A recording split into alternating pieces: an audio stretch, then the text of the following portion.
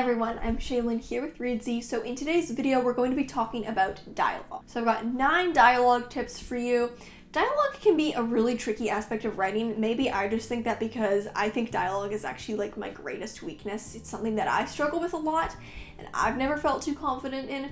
So I'm always looking for a good dialogue tip or just a dialogue hack that I feel like can give me some kind of touchstone to go back to, because dialogue is not an intuitive thing for me. It's a hard aspect of writing, it's a hard thing to master. So hopefully these 9 tips can help get you started if you're trying to improve your dialogue. Number 1, skip the greetings and small talk. While these things can be realistic, they're rarely important to a story, and oftentimes are just a waste of words that could be better used for something more interesting, or just cut to streamline the story. Too much pointless dialogue can really start to weigh down a manuscript by making it much longer than needed and padding it with unnecessary content. Good dialogue is like a real conversation with all the fluff cut out. Dialogue like, hey there, how are you doing? Long time no see, how about this weather? Very rarely contributes to a story. It's just void of interest, and so you'd be better off just skipping it and beginning where the conversation actually gets interesting. Number 2, keep it to 3 dialogue beats. This 3-beat rule is just a neat little dialogue hack that you can try if you feel like the pacing of your dialogue is off. The idea is that you only ever go 3 beats of dialogue without an interruption. Interruption would be a dialogue tag, an action beat, or switching to another character's dialogue. A dialogue beat is a short phrase of speech that can be said without pausing for breath. Sometimes they correlate with the actual sentences, sometimes they don't. So I'll pop up a little example here. This is from Jane Gardam's Dangers. You can see where it's marked in green, where we only ever have a maximum of 3 dialogue beats before having some kind of narrative or switching to another character. Now, you will rarely find this rule followed to a T, nor would I go out of your way to follow it to a T. It's more just a guideline. If you feel like the pacing of your dialogue is off, it's something that you can turn to. It's especially a good one to look at if you have any kind of longer speech to keep up the narrative pace. Tip number 3, use action beat. An action beat is a description of expression, movement, body language, or even internal narrative and thought. You include them in the same paragraph as the speaker, just like you would with a dialogue tag. Action beats keep dialogue from feeling skeletal or like a script. If 2 characters are having a conversation, there are other things going on in the world, and we don't want to lose sight of that. While the 3-beat rule is a good one to turn to if you feel like the pace of your dialogue is too slow, this is something to look at if you feel like the pace of your dialogue is too quick. If it's too quick, it may be because you're lacking in action beats to prop up the dialogue. The key with action beats is to use them purposefully to enhance the dialogue. Body language and facial expression can help reveal subtext or indicate tone. Narrative can reflect how a character is interpreting the other person's dialogue or how they feel about what they're saying. One of my favorite dialogue tips is, if you're struggling with a conversation, give the characters something to do.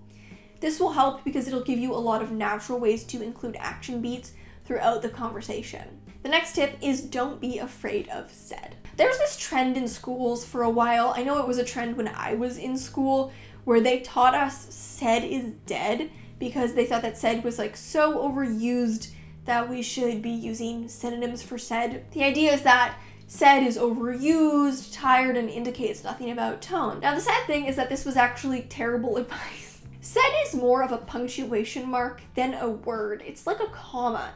The reader doesn't stop to notice it, but it indicates that someone is speaking.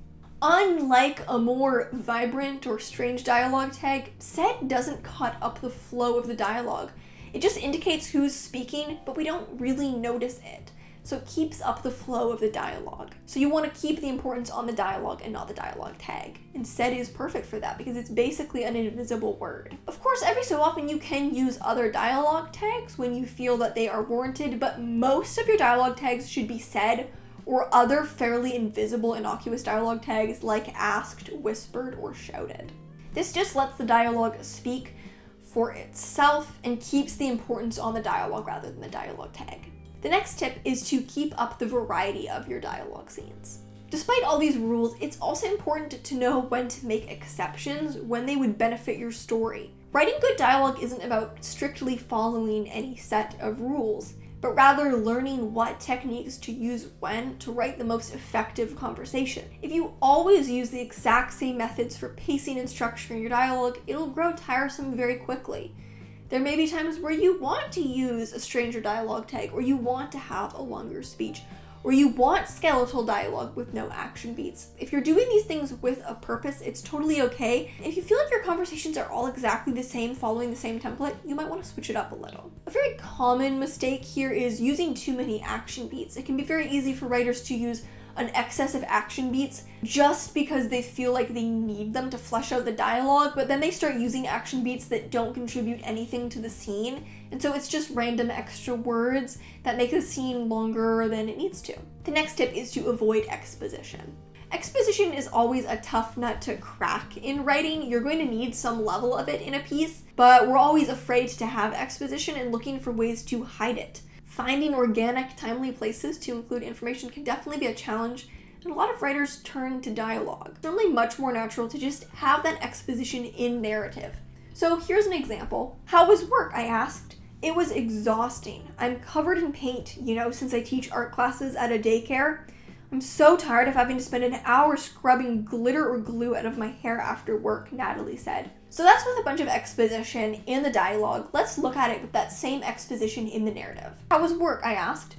It was exhausting. I'm covered in paint. Natalie taught art classes at a daycare and always had to spend an hour scrubbing glitter or glue out of her hair after work. It's just so much more natural to have the information in the narrative because these characters clearly know each other. Next up is to use catchphrases or quirks in moderation. So giving a character a fun catchphrase or fun little dialogue quirk can be a really easy, quick way to make their dialogue stand out from the rest, but you also want to be sparing. Of course, everyone does have their own unique ways of speaking and phrases that they tend to use, but if every character is repeating their same little catchphrase every time they talk, it just starts to feel like the characters are caricatures and like the catchphrases have just been shoehorned in. It's best to keep the more bold, overt dialogue quirks to just a few characters, the characters where it makes most sense for them to have these quirks, rather than feeling like you need to give a really bold, distinct dialogue quirk to every single character. The next tip is to create subtext. The ultimate key to good dialogue often isn't in what the characters are saying, but what they're not saying. This is where the old rule show don't tell comes into play. You can use action beats, descriptions, facial expressions, or just the context and emotions of the scene to imply what the characters aren't saying underneath the things they are saying. So how do you do this? The easiest way to add subtext is to just give each character a goal in the scene. If characters have no goals, there are no stakes to what they say, so they'll just say what they mean. But as soon as the characters have some kind of motive, they want something from each other or from this conversation, they may not speak so truthfully, and the subtext of what they want will emerge in what they say and what they don't say. And finally, remember that less can be more. With a less is more mentality, you can cut all the unnecessary lines of dialogue and focus on just keeping the lines that matter. Dialogue is about quality, not quantity. If there's only one important line of dialogue in a whole scene, then just have that one line. A good rule I heard from a playwright once, and playwrights tend to know their dialogue since the whole form is dialogue, is that in your first draft, you probably write 3 lines of dialogue for every 1 line that you need. We often write dialogue in this pattern. First, some kind of introductory phrase or word, something like, well, actually. Then in the middle is the actual important line of dialogue. And then finally is some kind of reaction to that, repetition of it, or a lead into the next character's dialogue. So for example, it's true, I killed your pet fish. Are you mad? All that's important here is, I killed your pet fish. Sometimes you will include those other lines for pacing, but a lot of the time you don't need them, and you can whittle down your dialogue a lot this way. I've just finished doing an editing pass of a novel, and one thing that I noticed in a lot of the dialogue is that the character would say something and then I would have the other character reply with like a what? And then the first character would basically repeat what they had just said. And then they would move on to the next line. So I cut so many of these constructions where I had a character basically expressing disbelief and then the line being repeated. And it just really bogged down the dialogue to basically be having all my lines of dialogue twice. So those are some tips for writing stronger dialogue. Dialogue can be really tricky because you're trying to balance how people would naturally talk and what feels organic and natural with what's strong, punchy, effective writing. So it's definitely a challenge, but good dialogue can really pop on the page. So it's so worth putting the work into it. Thank you so much for watching. Remember to subscribe and turn on notifications so you don't miss any new videos from us.